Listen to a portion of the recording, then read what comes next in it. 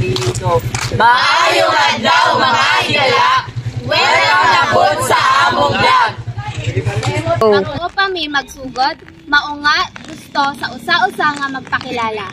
Ako di ay si Pea Cristiano si Roda, Kurt Ivan A. Garcia, Mel Dino Bando Villanueva, Maria Clemor Pia Reyes, Princess Tisha May F. Uno, Daniel Obando Villanueva, January Di Magunga, Danica Patricia Basco, Jennifer Ramirez Vargas, Alma de Limudin.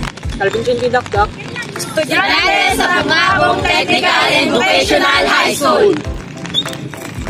Ang ating hisgutan karon mao ang pagsuporta sa wikang Pilipino pinag-ani sa paggamit sa Cebuano ang dominanting ang padulungan sa Visayas.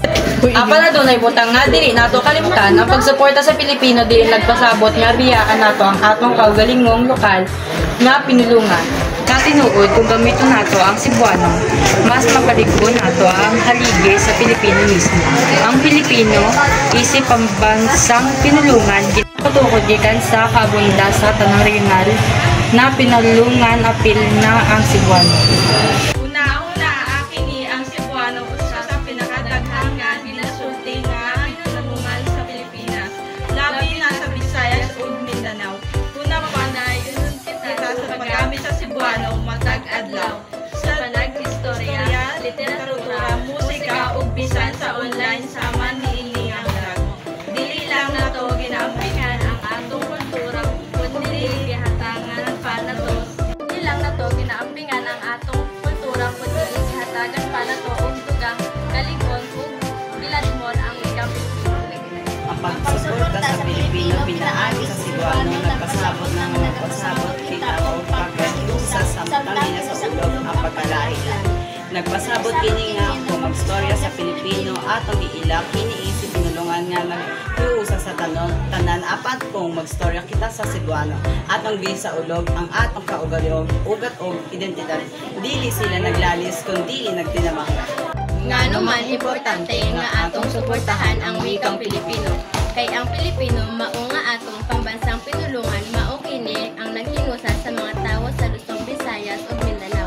Kini mao ang tulay nga nagpaligpon sa pagsabutay bisan basa daghan dialekto o kultura sa atong nasud. Busa sa tang padayon ta sa among lagkaron atong tukuon sa ona pang pagbalanse sa paggamit sa Pilipino isip pinulungan nga nag-isa. Samtang pinundong gihapon nato ang Cebuano isip bahin sa atong kultural nga garbo.